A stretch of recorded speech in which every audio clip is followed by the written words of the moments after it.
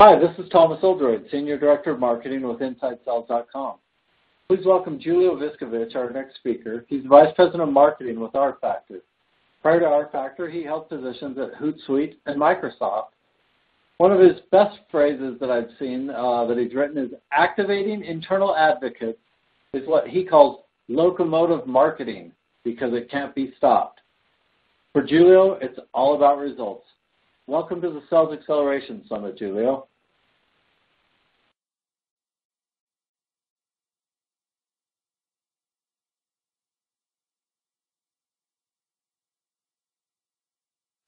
So let's start off with a quick overview. Now, it's a very interesting space that we're in because the world has changed. I mean, we're looking at the internet changing everything. It's a technological revolution. And how are we going to take advantage of that? Now, this slide is up not because it's a new statistic, but because of the changes it represents and what's happened in the social selling space. We all know that people are doing their research online, that 75% of the buying process might be already complete before they contact us. We know that. But let's look at what that causes in the overall marketplace. People are online searching for content. They're out there. They're using Google. So whether you feel your audience is social or not, that is not really applicable in this case because if they're not social, they're on Google searching. And let me tell you one thing that Google's done over the last couple of years and definitely continuing that trend is weighting content coming from social very heavily because it's relevant, because it's new, because it's current, and because it's from a third party. So social content is very relevant to Google. So if you are not putting that information out there, then you're letting your competitors not only own social but own search, right? And we're also looking at a different sort of sales rep today, right? People are coming to see us now as sales folks with better knowledge than some of the sales reps that are working, right?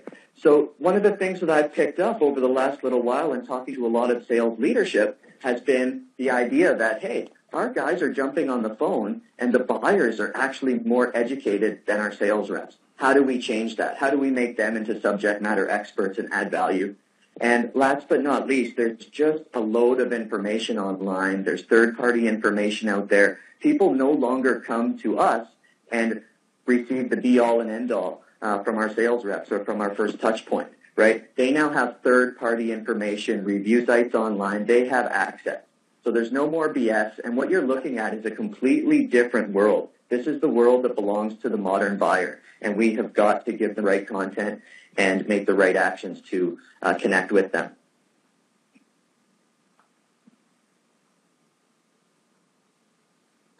So as we kind of look at this connected buyer, they're everywhere. They're online. If you as a seller are not online, you're missing a huge opportunity. And when I say our buyers are connected, I don't just mean they're on Facebook, they're on Google. They're in different areas online. There's a number of different social channels out there. And I think, you know, if I can probably name about 25 different social networks that I've been active on over the past year, right? What I suggest is never taking a generalized approach and thinking you need to be everywhere, but what you do need to know is where your buyers are. And the first thing that I always recommend doing in this case is sitting down and developing a good buyer persona, making sure that you have your audience really defined, and that's going to often take help from the marketing team. Once you have that persona defined, now you can start to look at where you should spend your time, right? Efficiency and productivity are of the essence in B2B sales, and if you are not taking the right actions, being productive and efficient, you're missing. So what I recommend is making sure that you map the social networks that line up to your buyer demographic and your ideal customer profile, and that's going to tell you what social networks ultimately that you need to be on and that you need to be spending your time on. And it starts with people. You have to have the right people on your team. And we can talk about we can talk about training a little bit down the line. But what I want to talk about is how to activate the people that are currently there who meet a minimum level of technology aptitude and how to leverage them. And I think the first thing that needs to be done before activating people on social, before giving them content to share, before even having them go out and listen to the marketplace, we need to make sure that they have a presence. Are you even there? So once we've mapped out which networks our buyers are on, we know which networks our sellers have to be on. And when we do that, we need to optimize their profiles and make sure that they're connecting with the right customers. As we mentioned, we need to be subject matter experts. We need to add more value than previously done through the sales process. And this is a great way to first build trust and credibility right off the bat with potential buyers.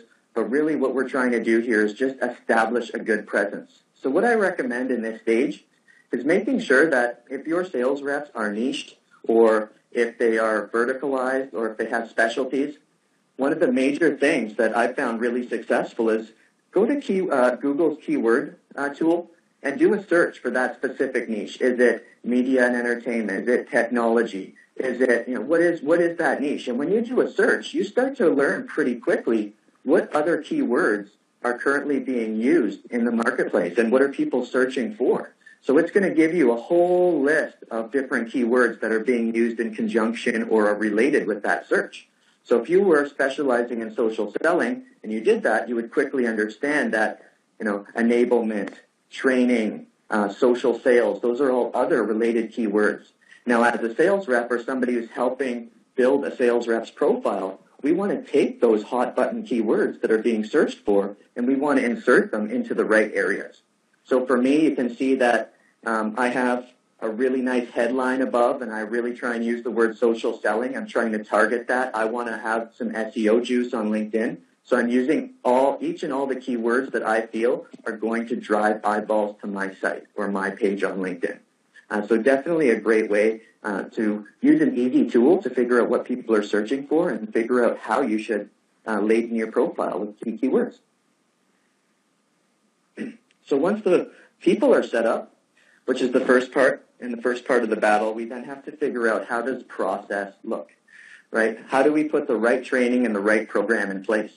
And this is a really interesting slide because what's happened is we've seen social media evolve substantially over the past, 3 or 4 years. It's been insane. We've seen different departments take on social media. But what we've seen over the past while is marketing really owned that. So what that means from a training and program perspective is that people are getting trained on how to be marketers. They're using marketing tools and technologies that are out there. And sometimes sales reps don't need that. So I'm finding that, in some of those trial or pilot programs with large organizations, when they're tasked with using a marketing tool or a marketing-related process, then that's when we're seeing efficiency and productivity drop. Sales reps can't be tasked with being marketers. They have to adopt a certain amount or level of marketing activities in their day-to-day, which we're calling social selling, but they're not supposed to be marketers. They shouldn't be out there curating content, sharing content that could perhaps put them in a bad light or doesn't align with your overall strategy for an organization, or mention something that one of your competitors might look better, right? These are all things that we can't empower 100 or 200 of people in a sales force to go out and find that information and share it. So making sure that you have a right strategy in place, and what I've called it is sell marketing. It's sales meets marketing, and it's no joke. It's got to happen this year. It has to happen for this to be successful. Marketing has to figure out a way to get the right content over to sales for them to share at the right time and in the right channel. And that's something that we're going to see work through in 2015. We're going to see organizations put the right training in place. And when I say training, it has to be transformational, right? Not informational. And that's the one thing that I've seen happen is with this online space, we're seeing a lot of on-demand trainings. We're seeing, video-based trainings. Social media changes so fast that how can you expect that training is going to be transformational? We're moving at lightning speed. So you need to find a vendor that provides training that is up to date, that they're constantly on it, that they deliver this on a day-to-day basis. Don't settle for marketing training. Make sure that you choose a vendor that specializes in sales training, and you're going to be successful. Platforms, one of my favorite parts. And I kind of just want to continue on my last point is, are you giving your people the right platforms? I have seen so many tools come out in the past few years, it's been insane, and each one is the best at what they do, and that's what their tagline are.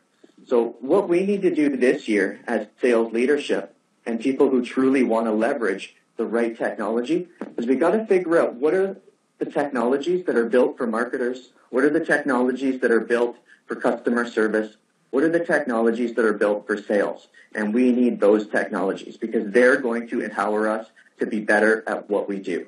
If you bring on a platform that perhaps looks great, looks great on the outside, but when you actually start banging away on it, there's stuff that doesn't need to be there. You're opening up a can of worms for sales reps that they don't need to have open. We need to find a way to make them more efficient, more productive, and we need them to be on the phone more. And if you can find a platform that delivers information quickly, doesn't provide overabundant amount of options that a salesperson would never, ever use, then what you're going to find is a more productive use of social media, and you're going to find the right ways that you can take small elements of social marketing and work them into your sales process. But it's such a small amount that you should be looking at from a marketing standpoint that I don't want to ever see anybody, fall off the wagon by using the wrong platform. So make sure that you're using technology that really speaks to B2B sales, and you're going to make sure that your sales force is going to reduce customer acquisition costs. They're going to increase pipeline, and they're going to be overall more efficient and more productive. Which brings me to measurement. And that's the great question that everybody seems to be asking these days. Is this is all fine dandy, this social selling thing, empowering all my reps to be on social, but how do I actually measure it? How do I essentially figure out if the cost-benefit makes sense for us to continue the social selling program?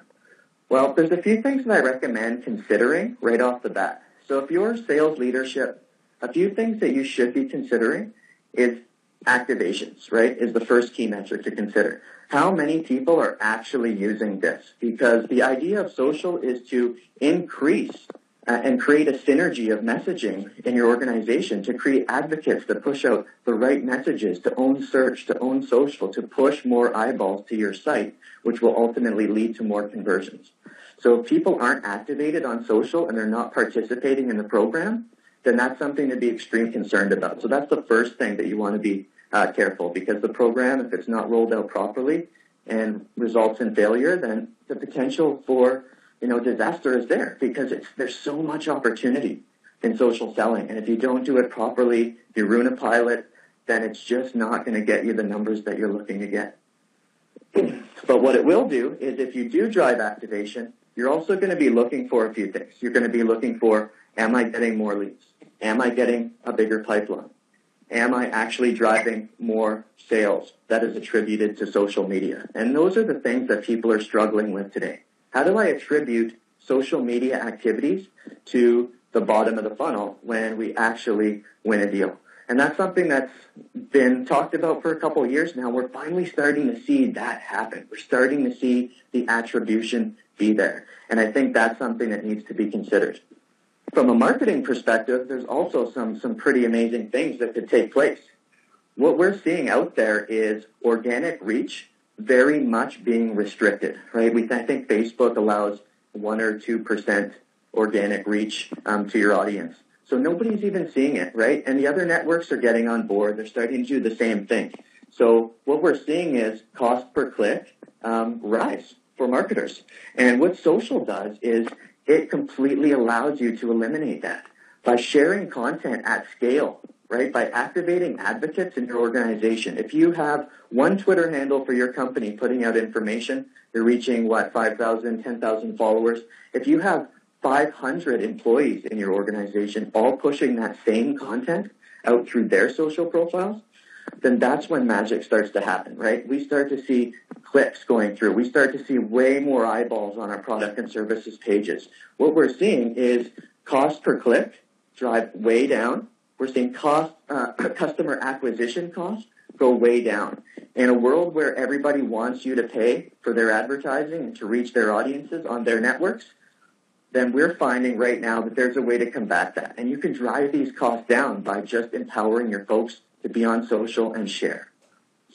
Which brings me to my last metric that I'd like to point out is REA, reach, engagement, and amplification. And that's a great way for marketers to have a look and really measure how their message is being taken in the marketplace.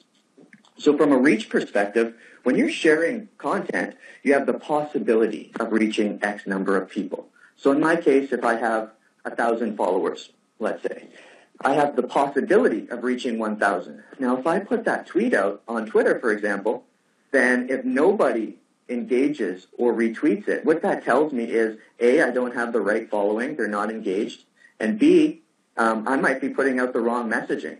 So if you look at how many people that you could actually reach, and then look at the percentage of those people who actually engage with you. So, for example, they mention you in a tweet, or they mention you in a comment on Facebook, right? Or they tag you in a LinkedIn post. And then you look at the percentage of people who actually amplify. So the number of people who reshared your Facebook post, or reshared your LinkedIn message, or retweeted your your tweet. Right? Those are ways that you can tell how active and how involved is your audience. And that's got to be a metric that you're consistently looking at, is you want to build a better audience. You want to build your messaging to be stronger and be more impactful, and ultimately drive more reach, more engagement, and more amplification, which will ultimately lead to customer acquisition costs being driven way down.